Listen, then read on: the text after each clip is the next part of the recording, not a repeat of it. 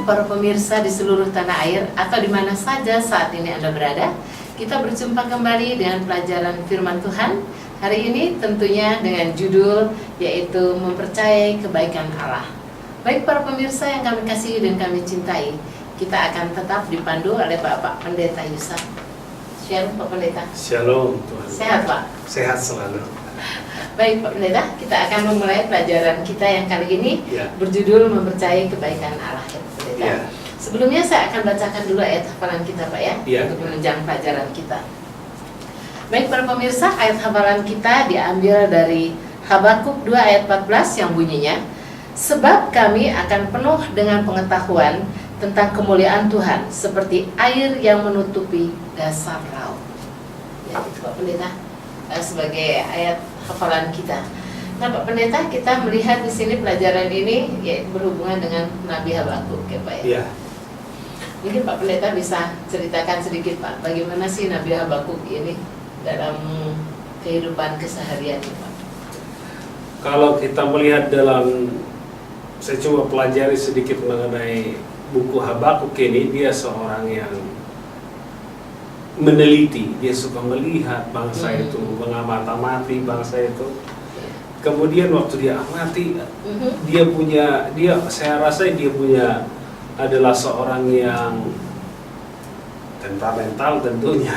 Jadi dia lihat bangsa itu, Tuhan kenapa bisa begini? Jadi dia bingung dengan melihat keadaan itu. Kok Tuhan seperti nggak campur tangan dengan begitu keadaan. Jadi dia melihat keadaan itu, suka mengamati, kok bisa begini gitu. Kenapa bisa orang jahat itu tetap jahat, seperti diberkati tetap, tidak ada perubahan. Jadi dia punya karakter ini, suka mengamati. Dan juga dalam pelajaran ini juga dia sampai mengadu kan, dia mengadu. Dia bilang ini kok nggak ada keadilan. Makanya dia dalam tulisan buku Habakuk itu banyak dia disebutkan, berapa lama lagi Tuhan kan, keadilan, ketidakadilan. Jadi ini dia seorang, saya lihat temperamental. Berbeda dengan Mika yang lemah lembut. Dia seorang temperamental, tapi ya juga di balik itu juga dia sabar. Jadi memang walaupun temperamental, tapi kalau kita dikuasai roh Tuhan tetap ada kesabaran. Jadi ini juga saya lihat untuk kita pemirsa sekalian, ada aplikasi juga. Nggak ada alasan kita, saya kan temperamental, jadi saya nggak bisa kontrol emosi, nggak bisa. Kalau roh Tuhan ada pada kita, setemperamental apapun kita harus bisa menahan emosi kita. Saya lihat itu yang unik dari pekabaran mengenai Nabi Habakuk ini. Oke Pak Pendeta, kalau kita melihat tadi figur daripada Habakuk ini Pak ya, orang yang senang mengamati. Nah kira-kira Pak ya, dalam mengamati bangsa Yahuda, saya melihat Habakuk ini juga agak merasa bingung ya Pak ya, dan keadaannya itu. Nah sekarang kira-kira kebingungan apa sih Pak yang terjadi pada Habakuk ini sampai dia seorang nabi namanya, kenapa dia harus menjadi bingung pada saat? Ya ini adalah manusiawi saya rasa kalau untuk kebingungan ini. Jadi kalau kita seperti mungkin contoh sederhana, negara kita ini ada baru-baru ini kita mendengarkan reformasi. Mereformasi, memperbaiki. Reformasi itu adalah artinya untuk memperbaharui, memperbaiki, menekan korupsi. Tapi kenyataan, saya tidak berani katakan tambah banyak, tapi survei membuktikan beritanya tambah banyak. Apakah mungkin orangnya semakin terkuak atau bagaimana? Tapi kenyataan seperti itu. Jadi bingung, makanya ada banyak orang berbicara di televisi katakan, apa sih guna reformasi? Nabi Habakuk dalam pelajaran ini juga, waktu dia amati bangsa itu, bagi dia tidak mungkin bisa seperti Tuhan biarkan. Masalahnya dia saja jauh sebelumnya, begitu bangsa Israel menyimpang dihukum, khususnya Yehuda ini, Nabi Habakuk ini berbicara untuk Yehuda, ini umat pilihan ini biasanya ditegur, tapi kok kali ini dibiarin, kok seperti dibiarkan. Dalam pelajaran sekolah kita kan disinggung ada bagaimana seorang ibu katakan berbicara sama Tuhan, apakah ini adil saat anak yang satu-satunya yang dia miliki meninggal? Ya. Bingung kita. Tinggal itu harapannya, mati lagi, meninggal lagi. Nabi Habakuk setelah menjalani seluruh Yehuda, dia lihat ketidakadilan, dia lihat kejelekan bangsa itu, dia jadi hatinya itu, apa betul ini Tuhan? Ini kemauan Tuhan gitu ya. Apa ini betul Tuhan? Masa biarkan begini? Tidak ditegur. Iya. Jadi dalam hal ini dia lihat situasi itu mempengaruhi dia punya apa. Ini juga keadaan kita sekarang ini. Kita hidup di dunia sekarang yang sekarang ini kita melihat suasana itu mempengaruhi tabiat kita. Jadi kalau kita melihat Nabi Habakuk ini, dia akhirnya bingung dan dia katakan, kenapa bisa begini? Kan begitu. Tapi kalau kita lihat sebalik lagi, nanti Tuhan akan jawab. Tuhan berikan jawaban kepada kebingungannya itu. Tapi ini adalah, saya rasa kebingungan dia adalah manusiawi. Kalau kita melihat di negara kita contohnya ketidakadilan, yang mengatakan negara sama seperti baru-baru ini kita lihat di Amerika Serikat, negara superpower, negara yang notabene proteksinya sedemikian rupa, tapi 11 September itu foto itu WTC di luar dugaan. Biasanya orang membajak pesawat itu bukan untuk menjadi alat perang, tapi kali ini digunakan menjadi alat perang karena pesawat ini dibajak kemudian diledakkan. Nah, ini jadi masalah. Jadi kita juga bingung, bisa Amerika kecolongan, keamanannya begitu ketat ya. Kan kecolongan. Demikian juga ada baru-baru ini ada di Boston. Di Boston meledak. Jadi ini ada, mereka punya proteksi begitu bagus, kok bisa? Jadi ini makanya itu adalah sesuatu hal yang manusia. Kok bisa sedemikian? Tapi jangan kita lupa, setan juga berusaha untuk membuat kita bingung, sehingga ini saya mau tekankan. Saat kita bingung, itu artinya kita kurang percaya kepada Tuhan. Apa betul ini? Iman kita tergoncang. Iman kita akan tergoncang. Apa betul ini? Yang saya percaya, yang saya imani ini. Inilah yang sedang terjadi. Oke Pak, kalau kita lihat di sini Nabi Habakuk gitu ya, sudah sampai saking bingungnya dia langsung kan bertanya kepada Tuhan. Kira-kira Pak, jawaban yang diinginkan oleh Habakuk itu enak nggak didengarnya Pak, menurut pelajaran kita?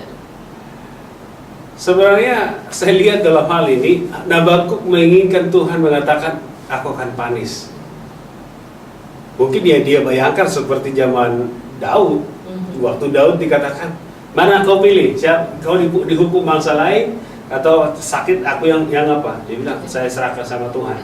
Tuhan yang hukum aku. Jadi mungkin Habakuk berpikir, Tuhan akan hukum, tapi Tuhan sendiri. Tapi masalahnya Tuhan menjawab, aku sudah buat keputusan kepada bangsa ini dan memanis mereka. Tapi yang menjadi masalah buat Habakuk adalah yang dipilih untuk memanis atau menghukum bangsa itu adalah Babylon. Yang tidak terpikirkan. Jadi nggak terpikir sama dia. Habakuk itu menginginkan bangsa ini ditegur, mungkin Tuhan datangkan malapetaka atau apa, dihukum atau kelaparan seperti sebelum-sebelumnya, dikasih kekeringan, dikasih ini.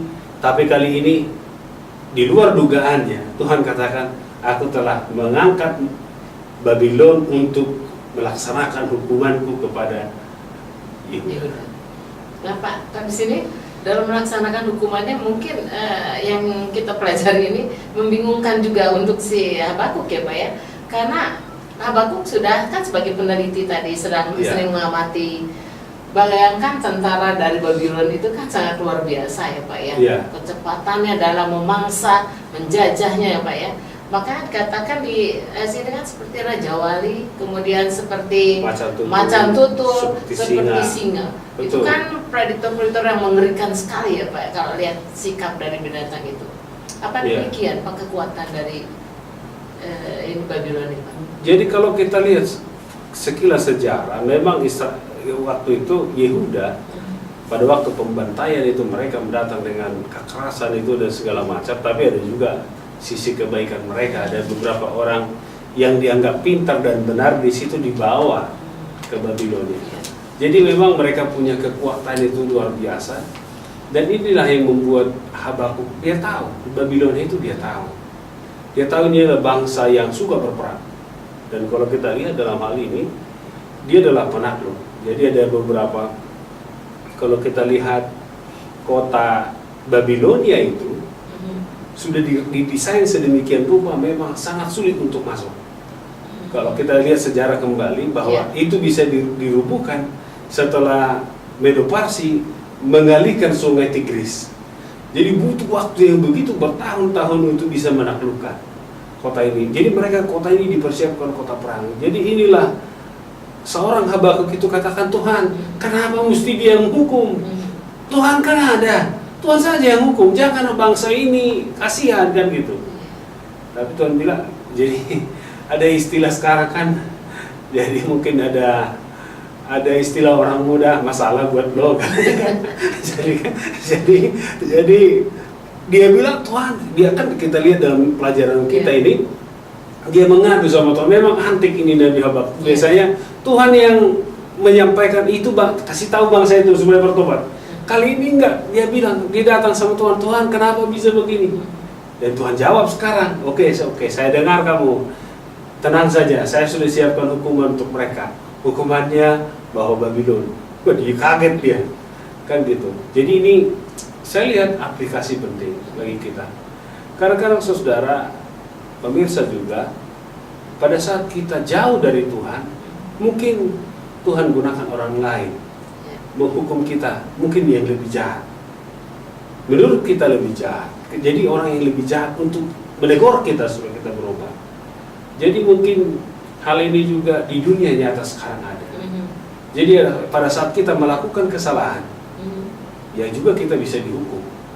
Dan gitu kan. Orang yang menghukum itu juga mungkin preman-preman dan segala macam. Oleh karena kesalahan yang kita lakukan. Jadi aplikasi itu tetap ada sampai sekarang ini. Tapi yang penting di sini kita menyadari, seperti Habakuk ini dia membawakan kepada Tuhan, kalau boleh Tuhan janganlah yang lain lah. Jadi tapi memang selalu ada hukuman. Jadi ini kepastian. Saya melihat pelajar sahabat kita ini, hampir semua pelajaran Alkitab itu menjelaskan Allah konsisten dalam hukum. Kalau dikatakan hukum. Jadi kalau hukum itu sudah diutarakan, ditepati. Walaupun ada konsekuensi. Dan seperti kalau kita lihat, ada beberapa nubuatan itu juga tidak digenapi kalau ada pertobatan. Kalau tidak bertobat, mungkin kita salah satu contoh sederhana saya jelaskan, Niniwe. Waktu Yunus datang di sana berkhotbah, mereka bertobat sungguh-sungguh, berdoa sama Tuhan, Tuhan ampuni. 150 tahun kurang lebih berikutnya, mereka jahat lagi. Kembali ke habitat semula, kan gitu kan? Kembali ke habitat semula. Tuhan panis dan Tuhan binasakan. Jadi kalau kita lihat kejatuhan Asyur itu di tangan Medo-Parsi. Jadi Medo-Parsi dikirim ke sana untuk menaklukkan pada tahun sekitar 622-612 sebelum Masehi. Jadi kita lihat dipanis, pasti. Jadi bangsa Israel juga yang menyakitkan hati Habakuk di sini, dia tahu memang Tuhan itu pasti menghukum. Tapi yang sakit menurut dia adalah kenapa mesti Babilon? Tapi Ibu Yuni, saya mau jelaskan sedikit. Waktu itu tidak mengerti Habakuk. Tapi di akhir kita bisa pahami kenapa Tuhan pilih. Dan pada waktu di sana Daniel, Sadrak, Mesak dan Abednego itu memberikan jawaban bahwa Allahnya Israel, Allahnya Daniel, Sadrak, Mesak dan Abednego tidak boleh dilecehkan karena dia adalah Allah yang hidup. Jadi dia Allah yang hidup. Jadi kadang-kadang kita melihat, oh ini orang jahat, padahal di dalamnya ada kebaikan. Saya lihat pelajaran ini, kenapa mesti Tuhan pilih Babilon? Saya hanya lihat dalam hal ini, setelah mempelajari flashback kembali, kita lihat rupanya Babilonia itu masih mengenal Tuhan tapi belum tahu hukum. Jadi mereka sudah tahu hukum, mereka menghormati Allah, dan mereka itu menghormati Allah. Tapi masalahnya hukum mereka belum ada. Ya. Jadi Allah tidak pernah menghukum orang sebelum dia tahu. Dan kita lihat setelah Nebukadnezar tahu hukum Tuhan, mengenal Allah yang hidup, Allahnya Ishak, Abraham dan Yakub, dan Allahnya Daniel, Sadrak, Mesak dan Abednego. Padahal pada saat dia menyombongkan diri, Tuhan langsung panis, langsung hukum. Karena dia sudah tahu ya. Karena sudah tahu. Dan juga ada beberapa, saya lihat tulisan bahwa Nebukadnezar ini bukan nabi, raja yang kemudian mengenal Allah.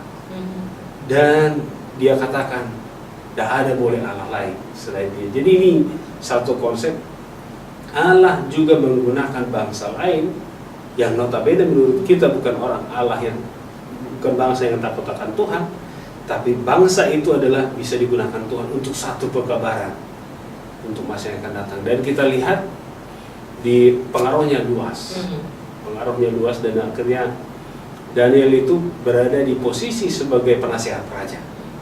Jadi senantiasa dia menasihati raja untuk senantiasa takut akan Tuhan. Dan saya lihat dalam hal ini aplikasi, kita perlu aplikasi untuk saat sekarang ini. Kadang-kadang kita melihat orang lain yang jahat menurut kita, kan gitu kan? Iya. Kita pikir ini nggak bisa ke surga ini karena jahat. Demikian juga saya lihat, coba kita renungkan Stefanus dengan Paulus yang waktu itu masih Saulus namanya. Yeah. Pada waktu Stefanus saya rasa nanti di surga bertemu dengan Saulus, dia akan bingung, kok bisa di sini nih? Orang yang jahat ini kok bisa di sini? Yeah. Tapi Yesus akan jawab, ku dengar doamu, karena engkau berdoa ampunilah mereka sebab mereka tidak tahu. Dan kita lihat sejarah gereja mencatat bahwasanya kalau dicabut dari kitab perjanjian baru tulisan Rasul Paulus, mungkin sepertiga kali habis atau 2/3. Tulisan dia semua. Kan gitu kan? Iya.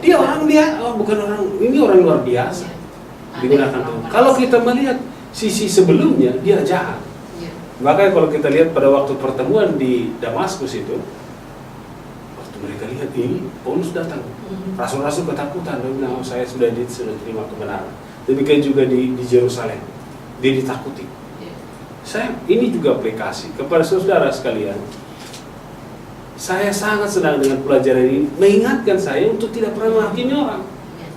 Bisa saja kita lihat orangnya jahat sementara, menurut kita paling bejat dia, tapi padahal dia belum mengetahui kebenaran firman Tuhan. Tetapi pada saat dia menerima kebenaran firman Tuhan, dia diubahkan jauh lebih baik dari kita.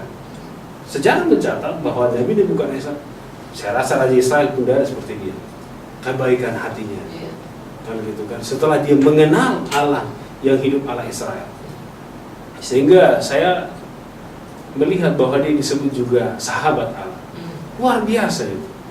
Seorang raja kafir, notabene kafir. Memang ini raja kafir menurut konteks ini adalah mereka tidak mengenal Allah. Begitu mengenal Allah, sangat mencintai.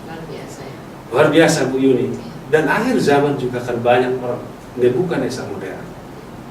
Kenapa ini saya katakan kita lihat jahat setelah dia mengenal kebenaran firman Tuhan, dia diubahkan dan bahkan rela mati. Dia punya hubungan yang baik dengan Tuhan. Jadi ini konsep dan jawaban untuk kenapa Tuhan pilih Babilonia. Kenapa Tuhan pilih Babilonia? Pekabaran Injil bukan hanya untuk Israel.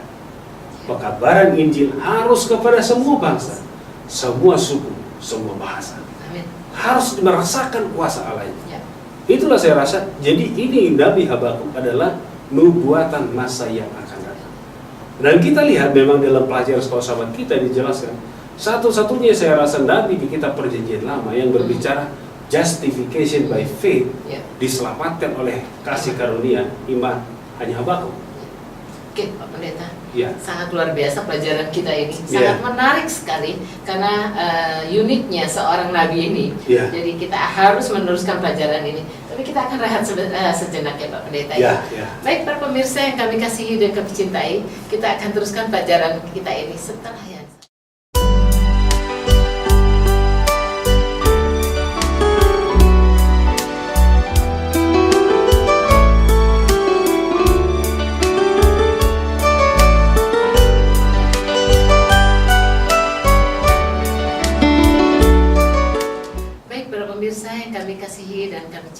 kita kembali dengan pelajaran kita yang luar biasa hari ini, yaitu tentang Nabi Habakuk ini.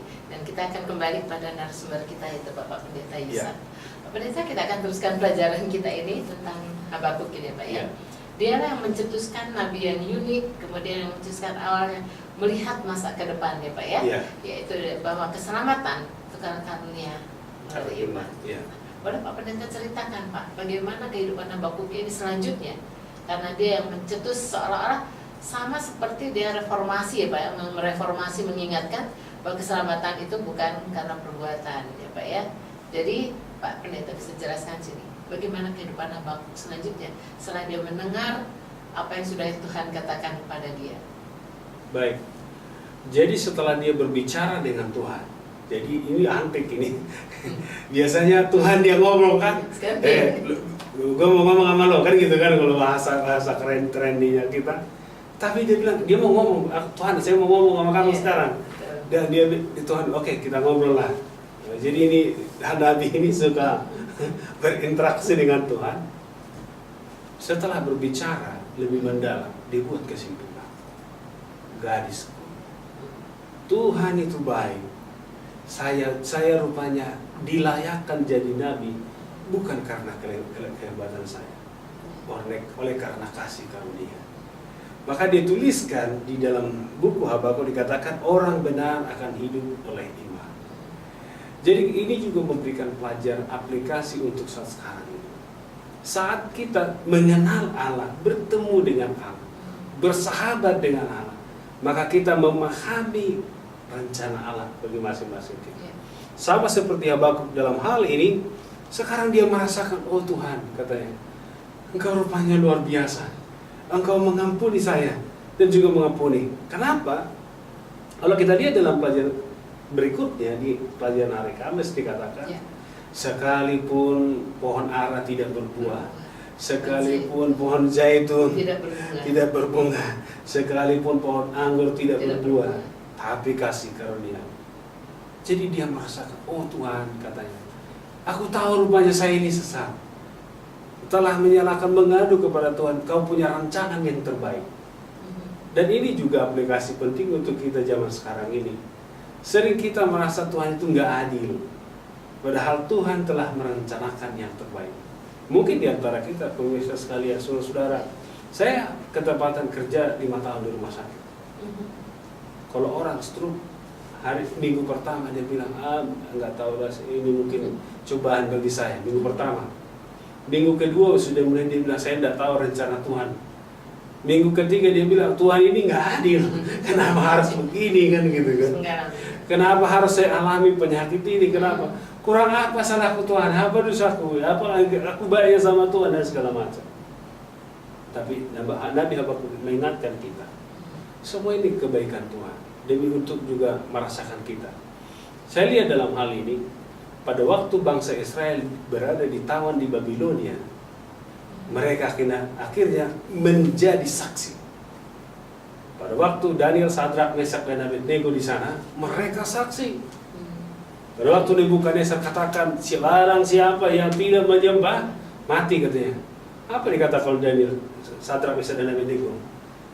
Ingatlah Tuanku Raja, katanya, sekalipun Allah yang kami sembah itu tidak melepaskan kami, ingatlah, kami tidak akan pernah meninggal. Ini juga pelajaran. Saudara yang kasih, kadang-kadang kita saat terjepit, saat susah, Bu Yuni, baru kita bersaksi. Menyaksikan. Mungkin saat kita sakit, saat kita tergolek, lemah, nggak bisa buat apa-apa, kita katakan, aduh, mungkin kita katakan, inilah kebaikan Tuhan. Kita menyadari kebaikan Tuhan. Demikian juga saya lihat di sini, penawanan ke Babilonia itu akan menjadikan mereka menjadi saksi, walaupun terpaksa. Tapi pemirsa sekalian, jangan sampai saudara terpaksa supaya jadi menginjil kan, harus dengan sukacita. Jangan karena enforcement, jangan karena keadaan, jangan terjepit sehingga akhirnya bersaksi. Pendeta, di sini kita melihat luar biasa sekali Habakuk ya Pak ya. Setelah dia tahu persis bagaimana Tuhan tadi sudah menjawab, mungkin awalnya dia kaget-kaget. Ya. Tetapi luar biasa dia di sini dia pun menjadikan jawaban atau kehidupannya yang ada yang dia rasakan saat itu menjadikan sebuah lagu yang luar biasa ya Pak ya. Tuhan itu memang sangat luar biasa kasihnya. Jadi Bapak mungkin bisa ceritakan Pak hubungannya dengan ke masa depannya tentang Habakuk ini. Kalau kita mengetahui rencana Tuhan di masa yang akan datang kepada kita, gantinya kita mengeluh seperti Nabi Habakuk, kita akan bersyukur. Ya, kita akan bersyukur. Seorang yang, saya udah lihat itu, seorang yang mengalami penyakit yang sangat parah, pada saat dia mengetahui kebaikan Tuhan, dia akan bersyukur. Mas, saya masih bersyukur Tuhan berikan nafas, sehingga saya bisa merasakan kebaikan Tuhan senantiasa.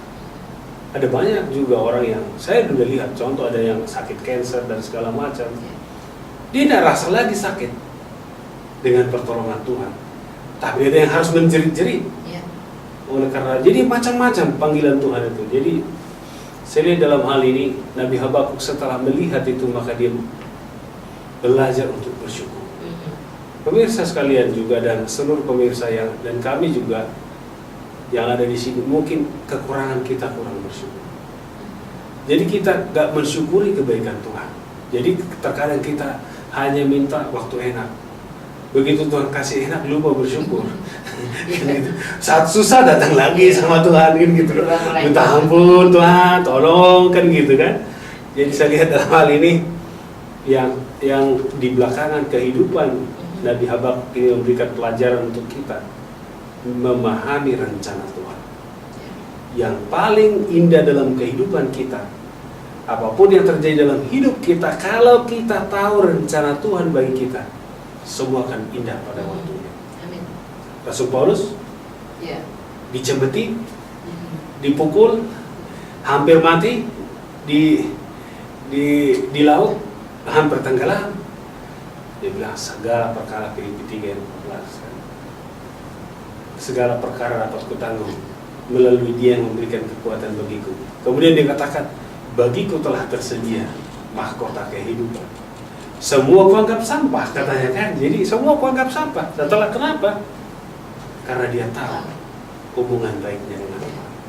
Saya rasa yang paling menderita di dunia ini Rasul adalah Rasul Paulus. Tidak pernah ada di support dia. Nggak pernah digaji supporting. Malam-malam dia harus buat tenda. Pendapatannya ya. Membuat tenda, dia menginjil di belenggu. Segala-galanya dia rasakan yang susah. Luar biasa. Yang hebat begitu ya, bisa merasakan. Tapi dia bilang, semua ini kau anggap sampah dibandingkan apa yang diberikan Tuhan bagiku. Saudara-saudara pemirsa sekalian juga dan kita, ini saya mengingatkan, pada saat kita mengetahui rencana Tuhan itu kita mengerti kalau kita memiliki hubungan yang akrab dengan Tuhan, bersahabat dengan Tuhan, maka apapun yang terjadi, seperti lagu kita, it is well with my soul, baiklah bagiku. Dan kita anggap itu sesuatu membuat kita. Kalau kita lihat juga, saya sangat tertarik dengan, dalam hal ini saya lihat relevansi pelajaran ini dekat sekali dengan sebagai aplikasi dengan kehidupan Paulus. Coba bayangkan setelah dia diterima rasul, matanya kabur. Akan buta ya. Hampir buta. Jadi semua dia selama, kalau kita lihat tulisan Rasul Paulus, kalau dia menuliskan harus besar-besar hurufnya, karena dia sudah ragu dia. Kalau saya berpikir, Tuhan kenapa nggak dikasih matanya yang jernih, atau mungkin bisa melihat sampai ribuan kilometer ke sana. Habakuk ini juga menjadi pelajaran inspirasi untuk kita. Habakuk ini akhirnya menyadari kekurangan. Sebenarnya ini kekurangan berdebat kita sama Tuhan. Kan terlampau berani gitu. Terlampau berani hari ini dia berdebat sama Tuhan. Dia bilang, kenapa Tuhan kan gitu. Dia udah lelah Pak, lihat keadaan, dia merasakannya. Terlampau berani dia dengan keadaannya. Tapi kita akhirnya setelah dia memiliki hubungan yang baik dengan Tuhan, akhirnya juga luar biasa, diubahkan. Dan juga setelah belajar ini saya juga berpikir saya mau diubahkan. Saya tidak mau harus hebat. Rupanya Tuhan. Bukan Pak Pendeta aja, kita semua aja para pemirsa juga. Iya juga kalian. Khotbah itu kan pertama harus kembali diri diubah baru orang lain. Kan gitu kan. Jadi saya lihat di sini, setelah mempelajari ini, berarti Tuhan saya punya kekurangan. Tapi kalau kekuranganku itu kuserahkan, sebenarnya perdebatan awalnya dari Habakuk, tapi pada akhirnya dia dipakai Tuhan untuk suatu pekabaran yang kemudian kita mengerti sekarang. Pergerakan Protestan, justification by faith. Kita mengerti itu nubuatan yang ribuan tahun dimengerti orang. Jadi ini juga menjadi pelajaran untuk kita dan pemirsa juga sekalian. Saudara, masing-masing kita punya kekurangan. Tetapi saat Anda menyadari kekurangan itu dan datang berbicara dengan Tuhan, maka Tuhan akan ubahkan saudara sehingga menyadari kekurangan dan kita akhirnya digunakan dahsyat dalam pekerjaan. Amin. Baik. Ya Pak Pendeta, di sini kita luar biasa Pak ya, mengajak kepada kita juga supaya bahwa Allah adalah kekuatan kita ya Pak ya. Nah mungkin Pak Pendeta bisa simpulkan pelajaran kita Pak selama 1 minggu ini ya Pak ya, mengenai Nabi Habakuk gitu ya Pak. Walaupun kita lihat hanya berapa pasal, 3 pasal ya Pak ya. 3 pasal sedikit. Jadi saya lihat dalam pelajaran kita ini mengenai Nabi Habakuk ini, saudara, banyak perdebatan saudara dengan orang lain, dengan siapa saja. Mungkin saudara akan bertanya kepada Tuhan, kenapa harus begini, kenapa begini. Tapi kalau kita saudara menyadari kemurahan Tuhan, bersahabat dengan Tuhan, pada akhirnya saudara akan merasa, oh Tuhan, Engkau sungguh sangat adil. Rupanya Engkau punya rencana yang terbaik bagiku, yang saat ini tidak aku mengerti. Dan juga memang seperti relevansi juga coba begini. Kalau seorang yang berpenyakit parah dan akhir-akhirnya Tuhan izinkan istirahat, pahit sebenarnya, maunya disembuhkan saja, tapi diberikan istirahat karena Tuhan melihat jauh lebih bagus bagi dia mati dalam Tuhan. Karena kalau mati dalam Tuhan itu artinya memiliki kebangkitan.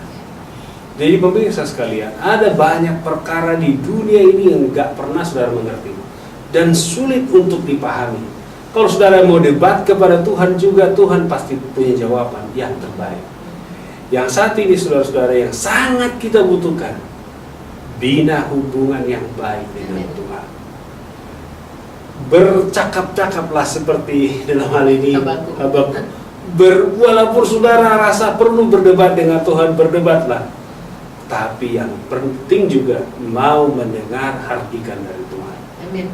Mau mendengarkan teguran dari Tuhan kepada kita, sehingga saudara-saudara dan saya juga dan Ibu Yuni juga diubahkan oleh Kristus. Amin. Maka Roh Kudus bisa bekerja dan kita diubahkan dalam hal ini sehingga tabiat kita menjadi seperti tabiat Kristus. Amin. Luar biasa. Baik, para pemirsa yang kami kasihi dan kami cintai, sangat luar biasa pelajaran kita yang sudah dipandu oleh Bapak Pendeta Yusuf. Biarlah kita masing-masing pada saat ini menyaksikan acara ini, kita boleh belajar seperti Habakuk adanya. Biarlah kita boleh belajar senantiasa seperti Pak Pendeta katakan tadi. Biarlah kita boleh membuat karakter tabiat kita menjadi tabiat seperti Kristus. Ini tidak mudah, ini perlu perjuangan. Biarlah Roh Kudus yang akan membantu kita dan hanya kekuatan Tuhan yang bisa mengubahkan kita. Baik para pemirsa yang kami cintai dan kami kasihi, pelajaran ini begitu luar biasa, tapi kita harus sudahi di sini karena kita akan bertemu lagi pada hari-hari berikut tentu dengan judul yang berbeda. Tapi para pemirsa, kami ingin mendoakan para pemirsa pada saat ini dan kami juga ingin mendoakan tentunya Pak Pendeta untuk pemerintahan kita dan biarlah Pak Pendeta boleh melayangkan doa ini. Boleh. Kita berdoa. Tuhan Maha Besar, Allah yang bersemayam dalam kerajaan sorga, terima kasih kebaikan dan kemurahan.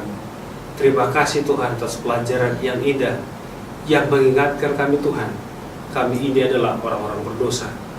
Walaupun kami berdebat dengan Tuhan, tetapi kami tahu bahwa Tuhan punya jawaban yang terbaik bagi kami. Biarlah rancangan yang terbaik bagi kami itu menjadi bagian kami Tuhan. Dan ajar kami Tuhan memahami selalu rencana, sehingga kami akan senantiasa dekat dengan Tuhan. Hamba-Mu juga berdoa kepada seluruh pemirsa saat ini yang melihat dan menonton acara ini. Tuhan memberkati mereka. Secara khusus yang sakit Engkau sembuhkan ya Tuhan. Pulihkan mereka ya Tuhan. demikian juga anak-anakmu dalam pergumulan hidup yang belum mendapatkan pekerjaan. Berikan pekerjaan yang patut bagi mereka. Yang dalam pergumulan sehari-hari apapun kesukaran mereka, biarlah Tuhan berikan jawaban yang membawa mereka dekat dengan Engkau. Maha besar yang bersemayam dalam kerajaan sorga, hamba-Mu juga berdoa kepada pemerintahan negara Republik Indonesia ini, dari presiden sampai tingkat yang paling rendah. Tuhan berkati dan tuntun mereka, sehingga mereka akan dengan dedikasi dan hikmat sorgawi akan memimpin negara ini, sehingga negara ini menjadi negara yang takut akan Tuhan. Terima kasih Tuhan, Kau begitu baik, mau mendengar dan menjawab doa kami. Dalam nama Yesus kami bersyukur dan berdoa. Amin. Oke, terima kasih. Shalom.